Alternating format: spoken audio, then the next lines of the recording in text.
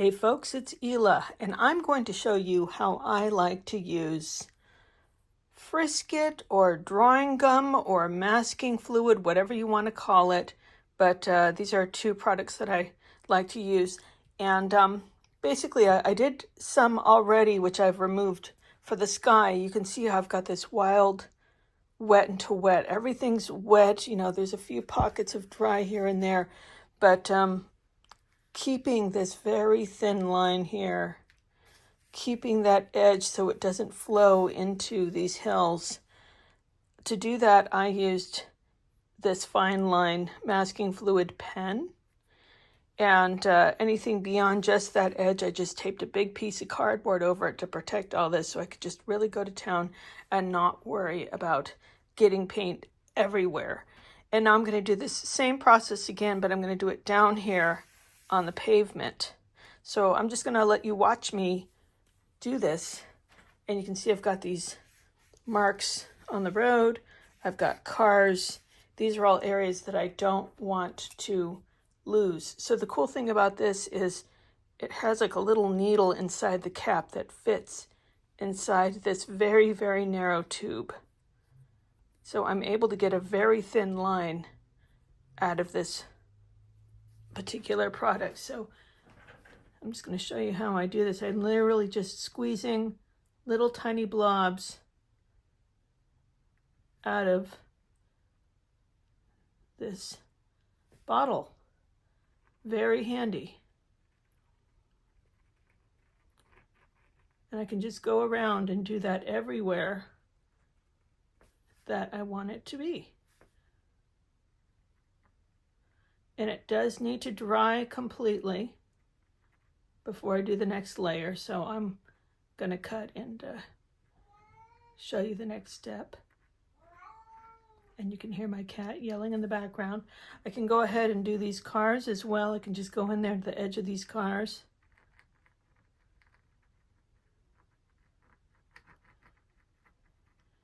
And just go all along anything I don't want to get covered in paint. I would just put this on there. Once all the fine line stuff has been taken care of, I can go in with my drawing gum and a tool that I'm really not precious about, like, you know, a Q-tip is perfect, a brush that didn't cost very much, and you just dab it onto your painting. And it's okay if the two different brands mix together, but the idea is that it will just block off anything you don't want to get covered in your layer of paint. That's actually a pretty good tool for this. So this is a nice 1-2 punch. Anything general, broad, bigger areas you do with the bottle like this. Winsor and Newton also, makes a good one. That's fine. I'm just going to keep spreading it around. And anything detailed, use the FINELINE. So I'll see you once I've got this all ready to go. So this is all dried enough.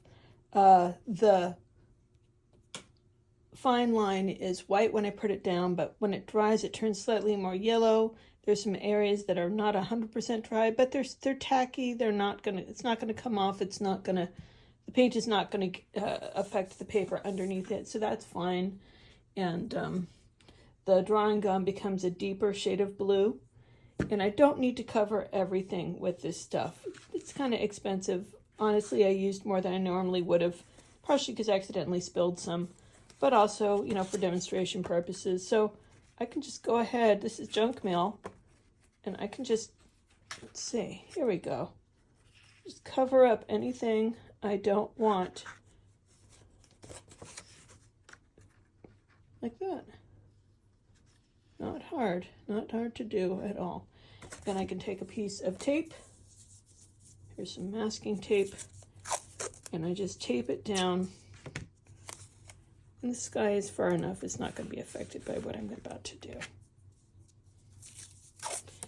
And I have already mixed up all the colors that I'm going to use.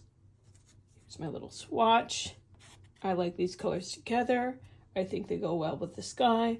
And this is going to be very wet. So because it's going to be so wet, I actually have a nice big window to work in. And this is rough press. This is rough press paper. This is textured. This is the most textured paper you can find on the market, which means that I can play to my heart's desire. I can add and take away as much as I want to. I'm still getting it wet in the very beginning because that makes it the easiest. And I'm just going to play.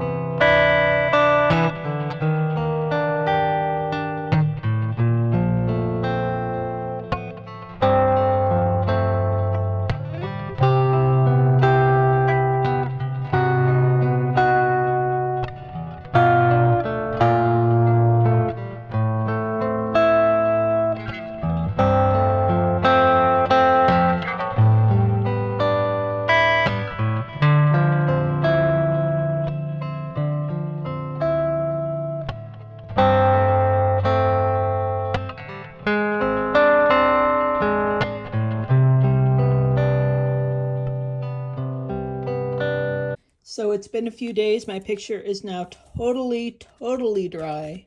This is FINELINE, one word, Masking Fluid Pen, and I love this one. One thing about it is it does clog. So if it clogs, what you do is you have to unscrew it to open it up. It has that needle again, and if it clogs, you can actually remove this. And any gunk that builds up in there, you just pull that out. And you can also just kind of unscrew the cap and make sure that there's nothing in there. Woo, it's really stuck. Yeah, so I mean, this is not clogged right now, but you can see how you can get in there. You can even like stick a needle, a sewing needle or pin, P-I-N, in there, and just make sure that that is all clear. So it's a real pain if it clogs up. Especially if it sits on its side, it's more prone to clogging than if you keep it upright. Here's some tools I do not recommend. One is the Pebeo High Precision Masking Fluid Marker. It doesn't work. This dries out. It wants to dry out. It wants to dry out quickly. So it's all full of latex, and it can't flow through because it's all gummed up. It has a little extra thing here. I could stick it in there and replace it, but it would be good for I don't know how many minutes before it would dry up. So not recommended. Do not get this. It doesn't work. What is this called? The Incredible Nib for silk fabric, wool, clay, and this is designed to be dipped in one of these guys. And it's just a glorified stick. There's nothing special about this material. It's kind of like this, except it's not even pretending that it can flow through. But you could use a chopstick, you could use a toothpick. You can't get enough of the masking fluid on here to really be able to fill all this in. So yeah, no, don't love it. If you have used these and you like them, say so in the notes and explain how you use them so they work, because they don't work for me. I'm going to remove this now with my gigantic eraser, and you can see what happens. So very important that everything here is completely dry.